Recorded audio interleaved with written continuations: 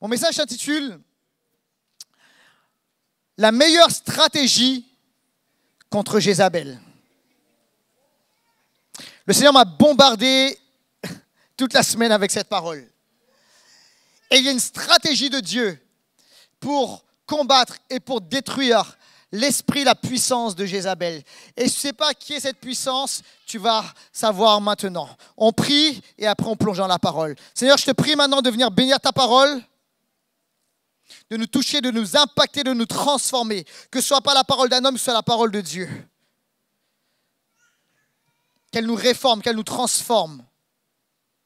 Et qu'elle nous donne la clé, Seigneur notre Dieu, afin de sortir de l'emprise de Jézabel. Dans le nom de Jésus, et tous ensemble on dit Amen. On lit ensemble Apocalypse au chapitre 2, versets 18 à 23. Apocalypse 2, 18 à 23. Et voici ce qu'il est écrit. C'est le Seigneur Jésus qui parle à Jean et qui lui dit ceci. Écrit à l'ange de l'église de Thyatire. Voici ce que dit le Fils de Dieu, celui qui a les yeux comme une flamme de feu et dont les pieds sont semblables à du bronze ardent. Je connais tes œuvres, ton amour, ta foi, ton service et ta persévérance. Je sais que tes dernières œuvres sont plus nombreuses que les premières. Mais voici ce que j'ai contre toi. C'est que tu laisses faire Jézabel. C'est que tu laisses faire Jézabel. C'est que tu tolères Jézabel. Tu as l'amour, tu as les œuvres, tu as la foi, le service, la persévérance, mais tu laisses faire Jézabel. Cette femme qui se prétend prophétesse, elle enseigne et égare mes serviteurs pour qu'ils se livrent à l'immoralité sexuelle et mangent des viandes sacrifiées aux idoles. Je lui ai donné du temps pour changer d'attitude, mais elle ne veut pas se détourner de son immoralité. Voici, je vais la jeter sur un lit et envoyer un grand tourment contre ceux qui commettent adultère avec elle, s'ils ne se repentent pas de leurs œuvres. Je frapperai de mort ses enfants. Notez bien cela. Ses enfants, je frapperai de mort ses enfants. Et toutes les églises reconnaîtront que je suis celui qui examine les reins et les cœurs. Je traiterai chacun de vous conformément à ses œuvres. Il y a quelques années de cela, j'étais dans les transports en commun à Paris, dans notre chère ville. Et au bout d'un moment, je sens comme l'atmosphère qui change. J'étais confortablement assis en train de lire un livre. Et en fait, je vois comme, c'est sur le côté. Tu sais, des fois, tu regardes là sur le coin de l'œil. Et en fait, je voyais une femme. Et en fait, j'apercevais comme un grand collier. Donc, autour de son cou. Mais au bout d'un moment, je me rends compte que ce grand collier n'est pas normal, que ce grand collier semble vivant. Je lève les yeux de mon livre. Et je me rends compte que ce collier est bien vivant puisque c'est un animal qui s'appelle un serpent. Elle avait littéralement autour de son cou un gros serpent. En tout cas, moi, ce que je qualifie de gros. Et je comprends mieux pourquoi l'atmosphère avait changé. Les gens s'étaient écartés d'elle. Et moi, j'étais, vous savez, un peu là, en face d'elle, un peu de travers, un peu comme ça, là, en face d'elle. Et je vois ce gros serpent autour d'elle, en plein Paris, dans les transports en commun. Alors pour ceux qui là sont là à Paris, etc., vous dites, ok, Paris, Paris, c'est une ville romantique, c'est la ville de l'amour, mais des fois, il y a 2-3 trucs chelous qui se passent, ok? C'est Paris. Au bout d'un moment, tu verras, tu ne regarderas plus. Mais ça, tu vois, je suis habitué, moi je suis un Parisien, d'accord? Ici, c'est Paris. Moi, je suis habitué à plein de trucs bizarres. Tu ne fais plus attention. Mais ça, je n'avais jamais vu. Et en fait, c'était bon, il y avait de la place pour le coup. Tu vois, tu avais de la place pour tes jambes, tu avais de la place, etc., etc. Et puis au bout d'un moment, tu sais, moi, je suis là, et puis je me dis non, tu sais, ton côté viril, ton côté, tu sais, alpha mâle, tu dis non, je ne bougerai pas. Tu sais, je ne bougerai pas. Tu sais, mais en fait, tu es là, puis tu essaies de reprendre la lecture. Au bout d'un moment, j'y laisse tomber, je ferme mon livre, mais je ne bougerai pas. Et tu regardes quand même le serpent. Et à un moment, je me souviens, quelqu'un qui s'était installé juste, vous savez, derrière cette femme de dos. Et puis au bout d'un moment, tu sais, elle regarde ce qui se passe. Elle voit elle sent un truc qui bouge. Elle se retrouve. Ah! Un serpent. Alors oui, l'atmosphère avait changé. Tu as senti de la peur dans le wagon. Une forme de paralysie, un malaise. Parce qu'un serpent, c'est pas normal de voir un serpent dans les transports à Paris. Et en fait, il y a un serpent spirituel qui littéralement va amener une paralysie, une peur, de l'anxiété, du contrôle, va amener un profond malaise. Et c'est la puissance et l'esprit de Jézabel. Dans l'Ancien Testament, Jézabel était une femme gouvernée par une puissance. C'est une femme gouvernée par une puissance. Et cette puissance a littéralement attaqué le prophète Élie. On voit ça dans 1 Roi 18-19. Et dans le Nouveau Testament, de manière très claire, le Seigneur ne parle pas d'une femme. Il parle de cette puissance spirituelle. Et il la nomme, il parle d'elle comme étant l'esprit de Jézabel. Jézabel. Donc, ce n'est pas un problème de genre. D'accord, des fois on dit Jézabel, c'est une femme. Non, non, ce n'est pas un problème de genre. On parle ici d'une puissance spirituelle, littéralement. Et cette puissance spirituelle va amener des actions contre. Des actions contre l'Église et les chrétiens. Des actions contre les leaders ou les potentiels leaders. Et on voit dans la Bible, cette puissance spirituelle attaque les leaders. Et les leaders qui ont une onction de conquête. Et il y a dans ce lieu des leaders en devenir. Et Dieu vous appelle à conquérir. Amen. Et cette puissance spirituelle a attaqué un leader qui était en conquête. Alors, vous savez, dans la Bible, si je vous pose la question, je dis, qui était le roi qui a fait le plus de conquêtes? Moi, comme ça, premièrement, j'ai envie de dire spontanément David. Mais ce n'est pas David. Ce n'est pas David. Il y a eu, premièrement, Salomon. À dire deuxièmement, David. Non. Deuxièmement, un roi qui s'appelle Akab. Et troisièmement, David. Et Jézabel a attaqué Akab. Et a essayé de le bloquer. Comme quoi, on peut être un leader, et même un leader conquérant, sous la puissance de Jézabel. Jézabel va attaquer l'Église, les chrétiens, les leaders, potentiels leaders. De manière plus large, Jézabel va attaquer cette puissance spirituelle, va attaquer là où il y a l'onction. Là où il y a un déversement du Saint-Esprit. Jézabel déteste cette puissance spirituelle, déteste la présence de Dieu, le flot de la présence de Dieu, l'onction de Dieu, la puissance de Dieu qui agit et qui peut se mouvoir dans une église, dans une ville, dans un lieu, dans une famille. Et Jézabel, qui est une puissance, ce serpent va tout faire pour attaquer, pour mordre, afin de libérer un venin qui va endormir et venir tuer le réveil. Pourquoi? Parce que l'onction va amener à prendre des territoires. Là où il y a l'onction, il y a une capacité à conquérir et à prendre des territoires. Et il y a ici un enjeu de domination et de règne. Et Jézabel ne veut absolument pas que les enfants de Dieu, remplis de la puissance de Dieu, de l'onction de Dieu, puissent conquérir et prendre de nouveaux territoires. Alors Jézabel va venir essayer d'endormir et de détruire l'onction, de détruire le réveil. Apocalypse 2,26 dit ceci. Au vainqueur, à celui qui continue à agir jusqu'à la fin selon mon enseignement, je donnerai autorité sur les nations. Donc il y a une dimension de territorialité, il y a une dimension de conquête que Jézabel veut bloquer. Un enjeu de règne, de territoire, de leadership. En fait, ce message, les amis, il est pour tout le monde. Parce qu'à un moment, on va tous faire face à cette puissance spirituelle. Soit on va y faire face, soit on sera confronté, soit cette puissance va nous attaquer. Et il y a des personnes dans ce lieu, ce que tu subis actuellement, les attaques que tu es en train de subir, tu es littéralement en train de confronter, tu es littéralement en combat spirituel contre cette puissance spirituelle qui s'appelle Jézabel. Et en fait, ce n'est pas prophétiser le mal, c'est une réalité. Tôt ou tard, on va tous faire face à cette puissance spirituelle. Et c'est aussi une réalité, c'est pertinent pour nous, parce que la réalité, c'est qu'on peut aussi être influencé par Jézabel. Dans nos pensées, dans nos agissements, dans notre comportement.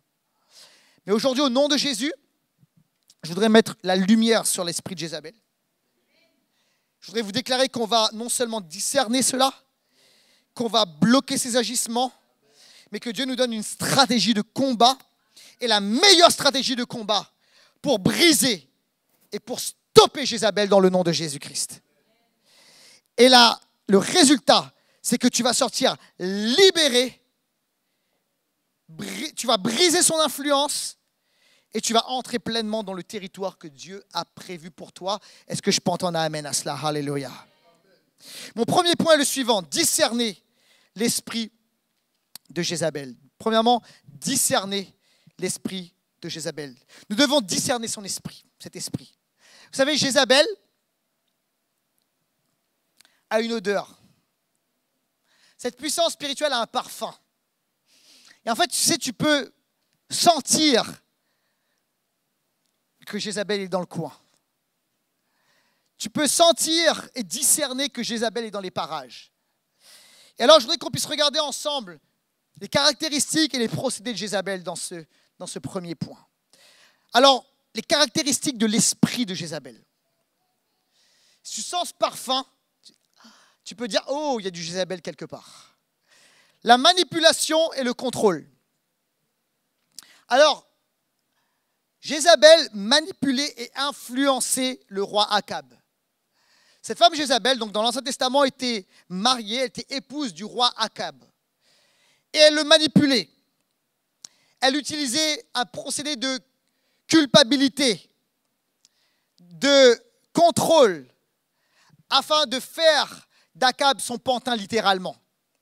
Donc, lorsque vous commencez à voir des personnes, peut-être autour de vous dans votre environnement, peut-être au travail, peut-être dans la famille, qui désirent contrôler, mettre la main dessus, le grappin dessus, que tout passe par lui ou par elle,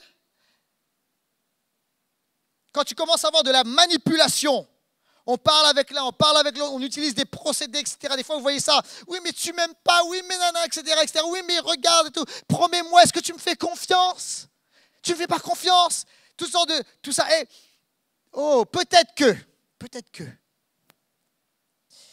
Autre caractéristique de l'esprit de Jézabel, l'orgueil, l'arrogance.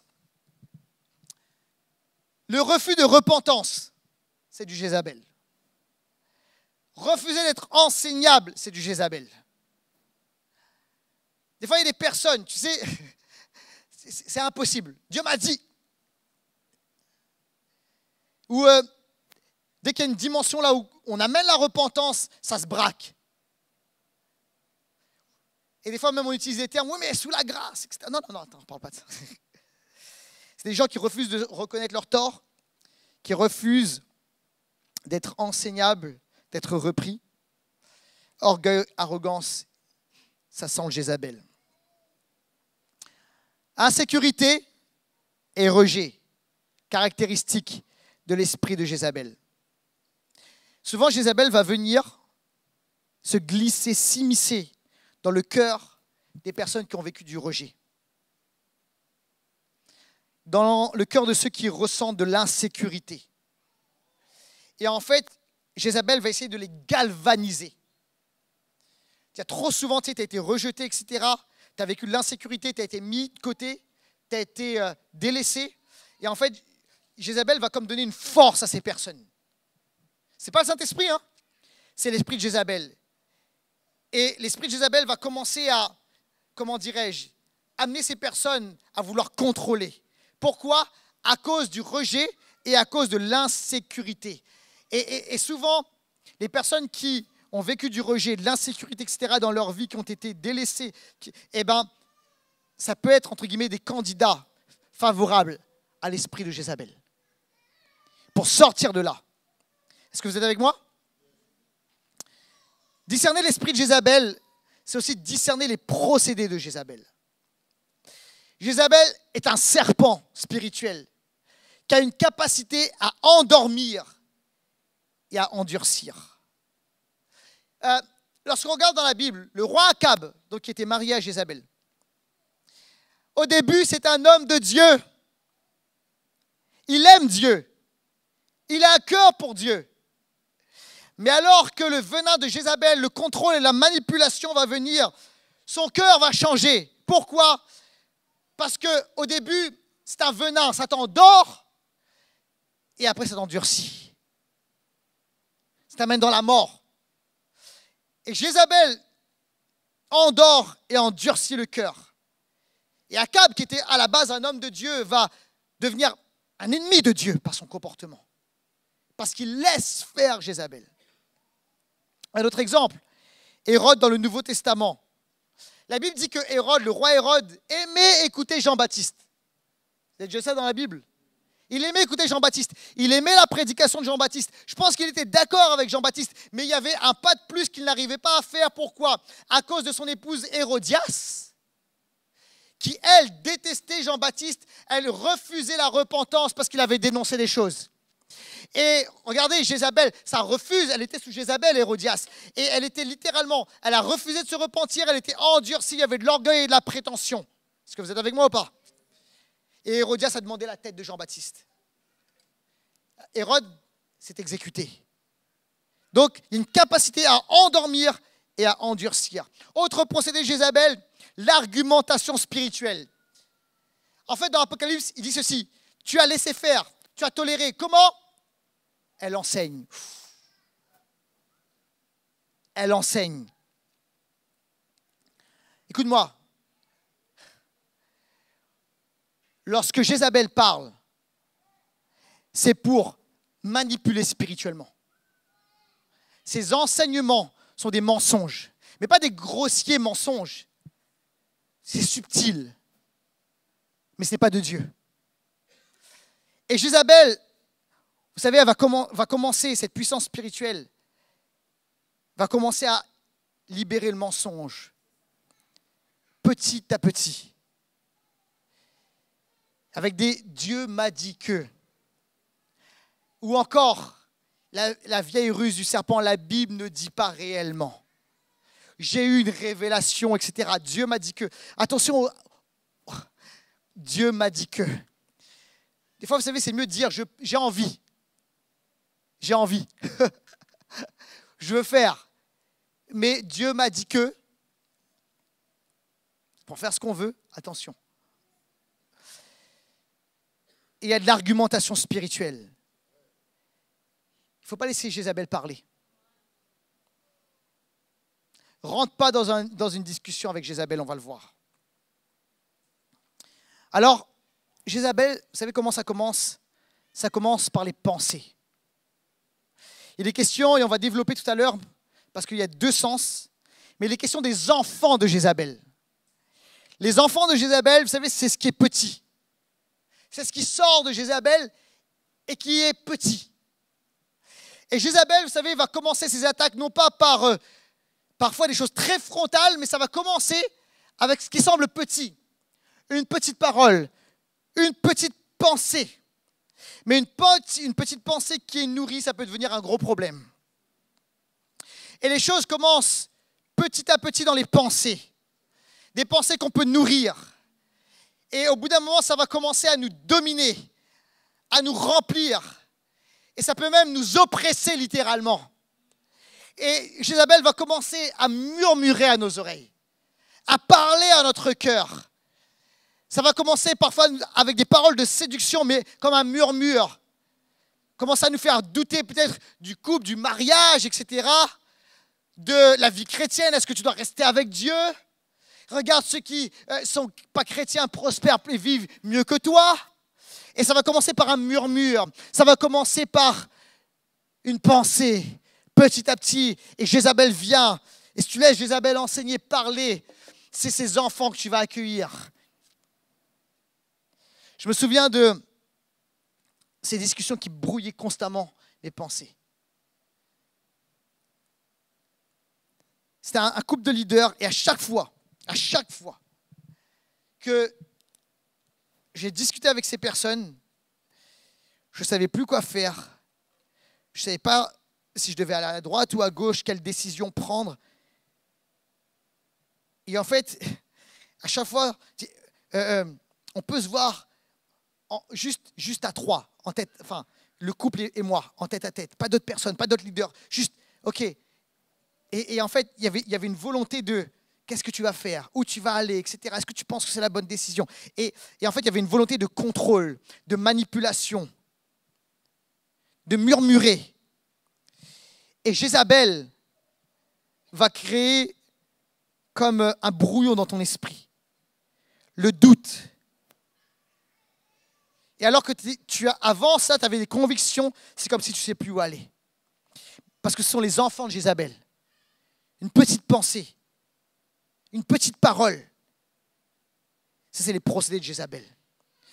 Donc, tu commences à saisir, à discerner le parfum de Jézabel. Tu vois de la manipulation, tu vois du contrôle. Oh, tu vois de l'orgueil, tu vois de l'arrogance, attention. Tu vois de l'insécurité et du rejet, ça sent le Jézabel. Ça, il y a les Québécois qui disent ceci. Si ça sent le cheval, ça bouge comme un cheval, ça remue comme un cheval, c'est possible que ce soit un cheval. Alors, si tu vois de la manipulation, du contrôle, de l'orgueil, de l'arrogance, insécurité, rejet, c'est possible que ce soit du Jézabel. Si tu vois des procédés comme la capacité à endormir, à endurcir, l'argumentation spirituelle, etc., des petites pensées, ça sent le Jézabel. Je voudrais qu'on aille plus loin avec les enfants de Jézabel. Deuxièmement, vous êtes avec moi toujours? L'esprit de Jézabel a des enfants. Alors c'est un double sens, il y a cette réalité de pensée, petite parole. Mais vous devez comprendre quelque chose dans le monde spirituel. Que ce soit dans le monde spirituel de Dieu, dans la lumière, dans le royaume de Dieu, ou dans le royaume des ténèbres. C'est-à-dire qu'il y a une hiérarchie.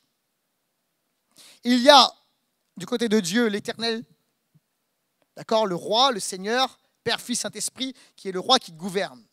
Et après, vous savez, il y a des êtres spirituels qui sont en autorité, en hiérarchie, qui commandent, d'accord? Ça peut être des archanges, des séraphins, etc. Mais c'est des autorités spirituelles qui sont comme une armée en autorité. Et puis, il y a les autres. Et dans le monde des ténèbres, c'est la même chose.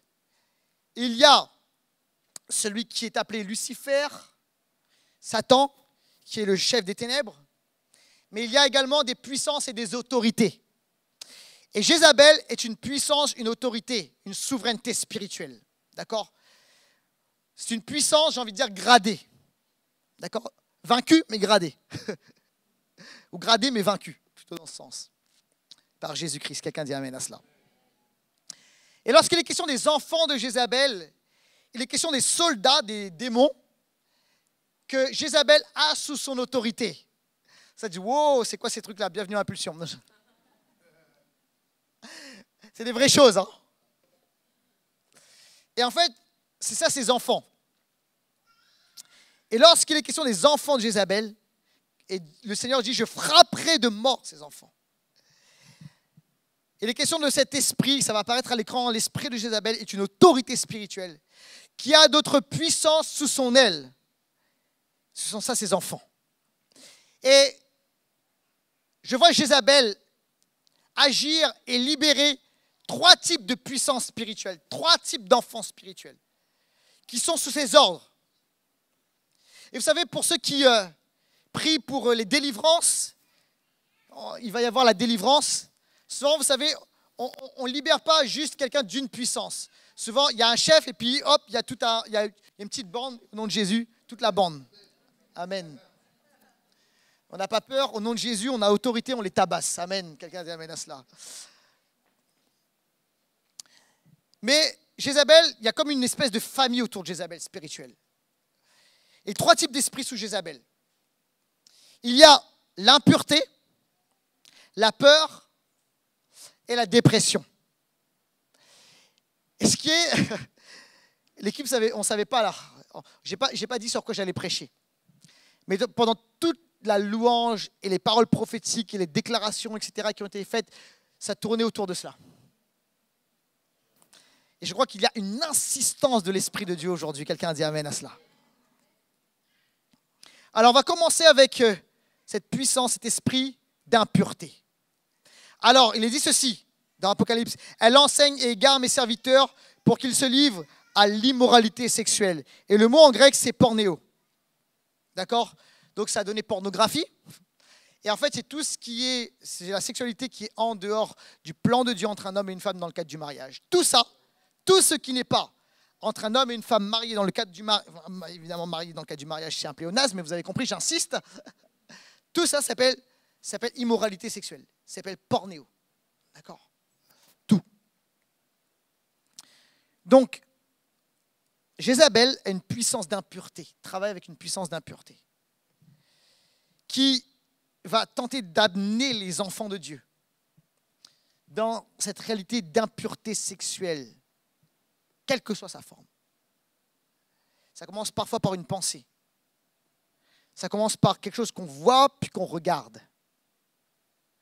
Ça commence parfois par une situation où on peut laisser quelqu'un, par de belles paroles, entrer dans notre cœur alors qu'il ne doit pas avoir la place.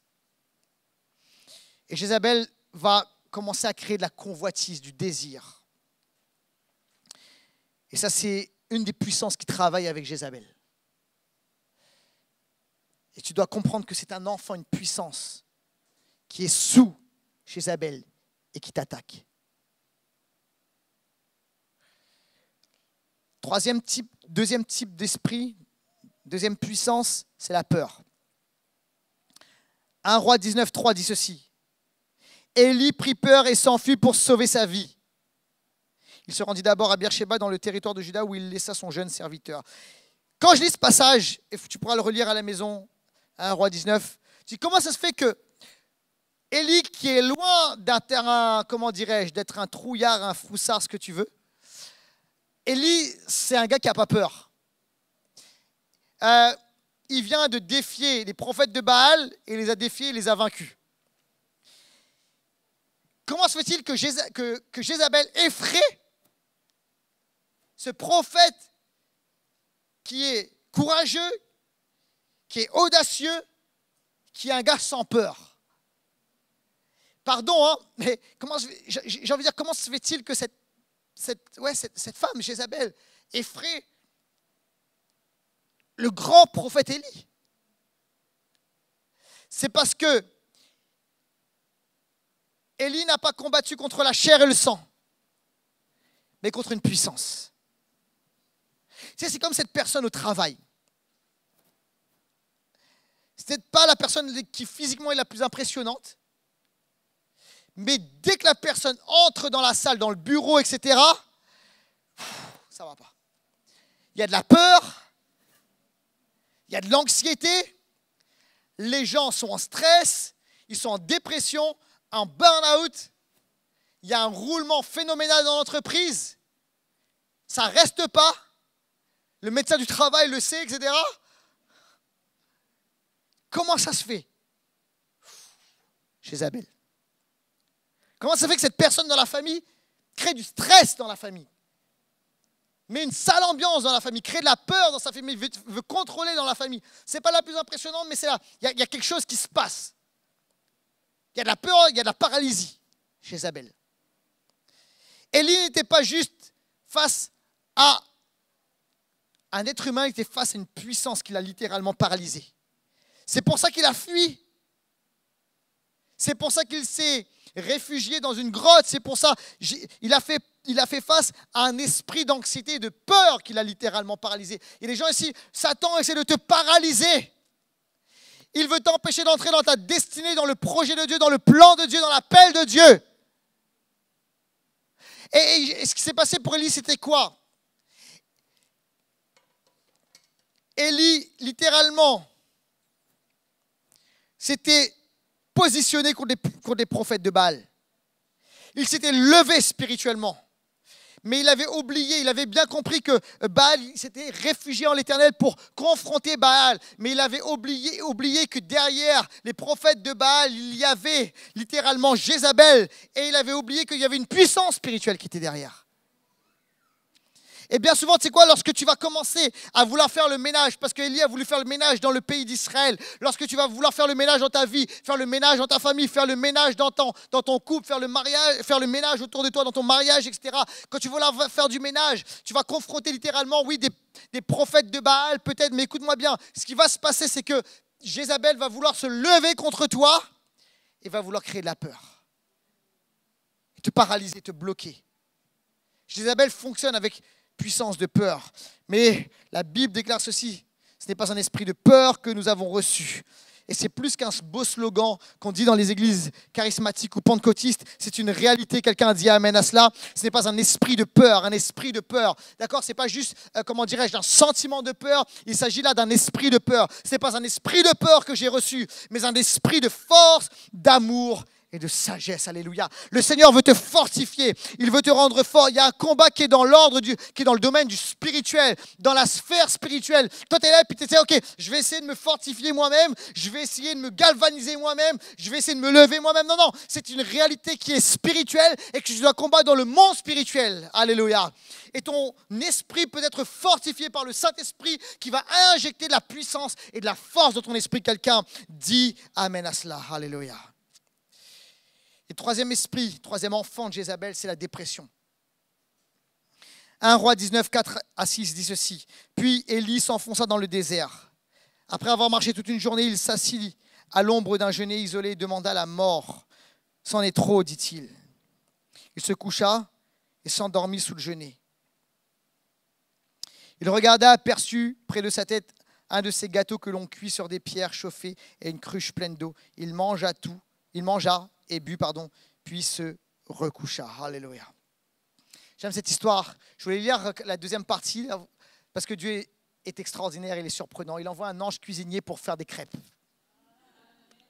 pour fortifier son serviteur. Vous savez, il y a une réalité qui est, alors on est esprit, âme et corps. Alléluia. Amen. Et on a besoin de l'ensemble. Puis regardez ce qui prend place ici. Il y a de la fatigue. Il y a du découragement. Il y a une envie de lâcher. Il y a même une puissance de mort, une réalité de mort là. Il est seul, il est isolé, et il y a des pensées suicidaires. Jézabel va venir avec cette puissance de dépression, puissance de mort. J'ai envie de lâcher, c'est trop. Ça, c'est les enfants de Jézabel. L'impureté, la peur, la dépression. Tu dois comprendre, c'est une réalité spirituelle. Maintenant, je voudrais voir la stratégie de Jésus. J'ai appelé l'équipe de louange, j'ai bien vouloir revenir. Et on va passer au troisième point. La stratégie de Dieu, la stratégie de Jésus, elle est simple. 3. Ne pas tolérer Jézabel. Point barre, Marvin. Amen. Prêche avec moi, Marvin, tu as raison. Comment défaire Jézabel? On ne discute pas avec Jézabel. Ça va apparaître à l'écran. Attention, nous ne devons pas discuter, argumenter ou tolérer l'esprit de Jézabel. Jamais. On ne tolère pas l'esprit de Jézabel. C'est ce que le Seigneur nous a dit. En fait, si tu commences à discuter avec Jézabel, cet esprit-là a plus d'arguments que toi. Plus de répartie que toi. Excuse-moi, peut-être que j'ai de la répartie, mais...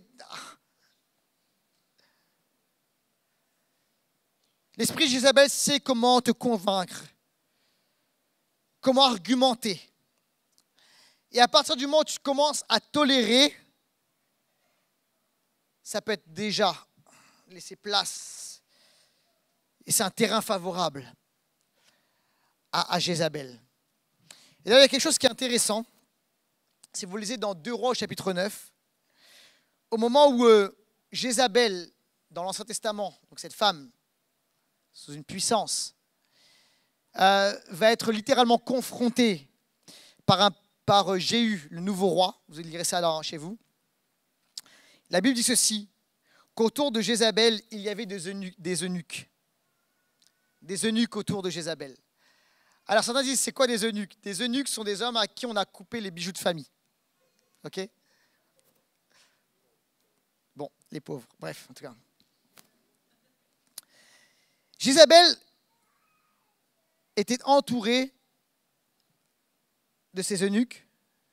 Et si tu laisses la place à Jézabel, tu sais ce qui va se passer? il va y avoir autour de toi, à cause de la présence de Jézabel, une perte de productivité, une perte de vie, une perte du réveil. La mort va commencer à s'installer. Là où Jézabel arrive, là où Jézabel se positionne, la mort et l'improductivité s'établissent. Ça, c'est le risque lorsqu'on tolère la présence de Jézabel. Et Jésus a dit, le problème, c'est que tu tolères. C'est même pas que tu as laissé toute la place, tu tolères. Tu laisses la présence de cet esprit-là dans l'église. Tu l'as laissé parler, tu tolères. Tu l'as vu, mais tu tolères. Et la meilleure stratégie, c'est ne tolère pas. Et alors que toute cette semaine, j'étais en train de prier pour aujourd'hui et par rapport à ce message. Et ce message, il y a une dimension vraiment prophétique dans ce message. Et Dieu veut sortir vraiment des personnes, cette emprise. Et si on m'a parlé de Genèse chapitre 3, verset 15. Et il m'a bombardé là-dessus. Et il m'a dit, la stratégie, c'est de ne pas tolérer Jézabel. Et il faut absolument écraser la tête du serpent. Écraser la tête du serpent. Parce que Genèse au chapitre 3, verset 15 dit ceci. Et c'est le Seigneur qui parle après la chute. Mais il donne une promesse et il donne même une stratégie. Il dit ceci, je mettrai l'hostilité entre toi et la femme, entre ta descendance et sa descendance. Il parle au serpent. Celle-ci t'écrasera la tête et tu lui blesseras le talon. Alors cette parole-là, elle a été accomplie en Jésus-Christ. Jésus-Christ est pleinement homme, pleinement Dieu, pleinement homme. Donc il est descendu, il est sorti de la femme, Marie. Et Jésus est celui qui, en tant qu'homme, a littéralement écrasé la tête du serpent. Il a écrasé la tête du serpent.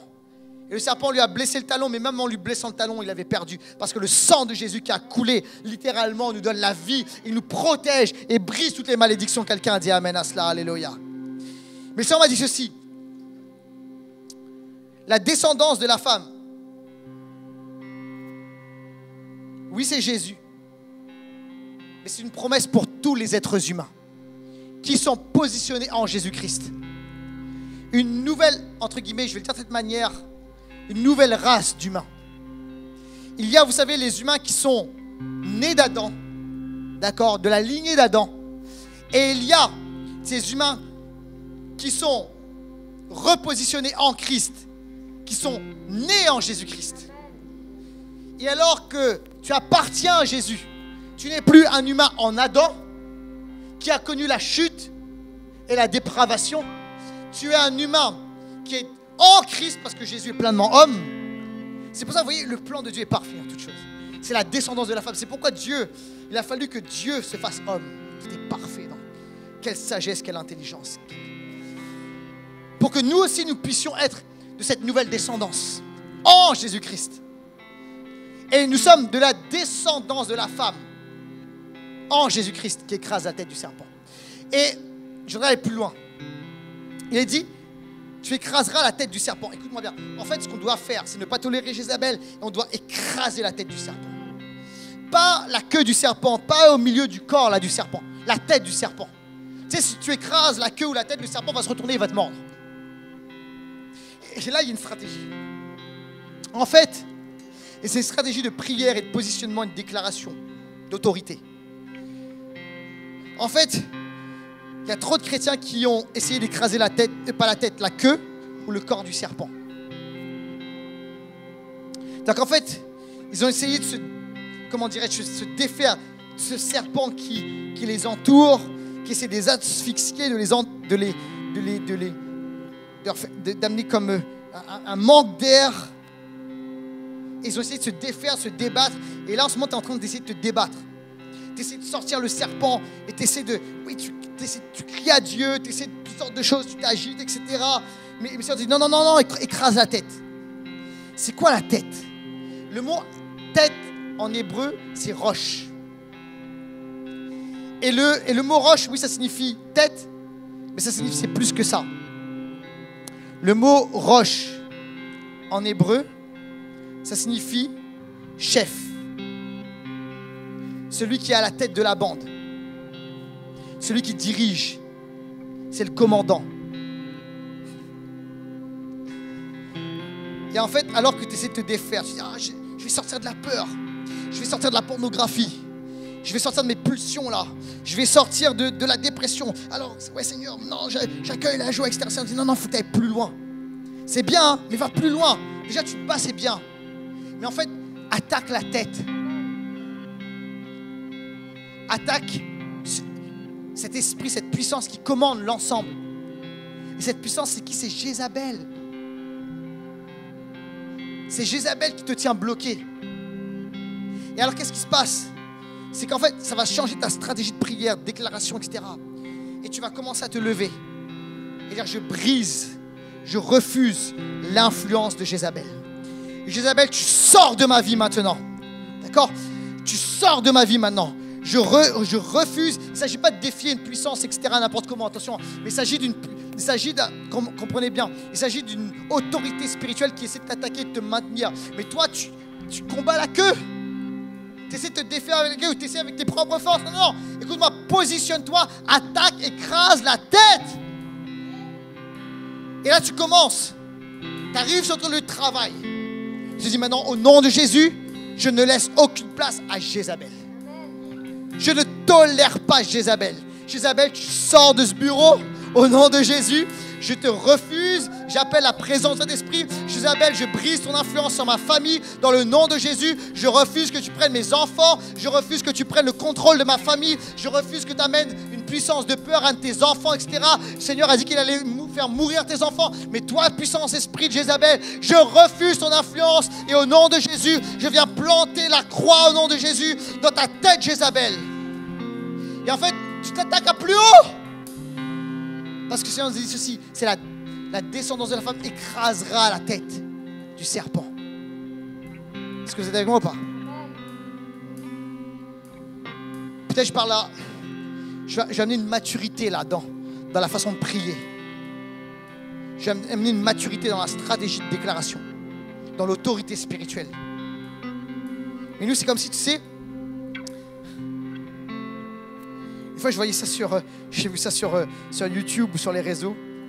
Tu sais, c'était quelqu'un qui sortait de la plage et puis il allait sur une douche publique pour enlever un peu de sable sur lui. Puis en fait, il y avait quelqu'un qui était caché derrière un mur avec du shampoing. Et en fait, à chaque fois qu'il se douchait, le gars était caché puis il remettait du shampoing. Et le gars essayait avec l'eau d'enlever le shampoing, puis il le faisait, plus ça mousse. Et puis au moment quand il y a moins de mousse, le gars qui est derrière le mur, hop, remet un peu de shampoing, puis finalement il n'en peut plus, il est agacé. Il jette sa serviette, puis nous des fois on se bagarre comme ça. C'est plus possible, la dépression, l'impureté dans ma vie, la peur, tu essaies d'enlever ces choses là sur ta vie, puis ça revient encore. Mais en fait, il y a quelqu'un derrière le mur. Tu comprends pas? Et en fait, quand tu chasses un esprit de peur, il en envoie un autre. Et en fait, ce que tu dois faire, c'est passer derrière le mur avec une sainte colère. Oh! Et au nom de Jésus, tu mets une droite et une gauche et un uppercut dans le foie, dans un point vital. Et puis t'enchaînes encore. Quelqu'un dit amen à cela. Alléluia. Moi j'aimerais que l'église, elle est faite c'est pour les sœurs et puis c'est aussi pour les frères. Donc les gars, est-ce qu'il y a des gars avec moi là? Donc on a le droit de parler de droite, de gauche et d'uppercut. Quelqu'un dit amen à cela. Spirituel.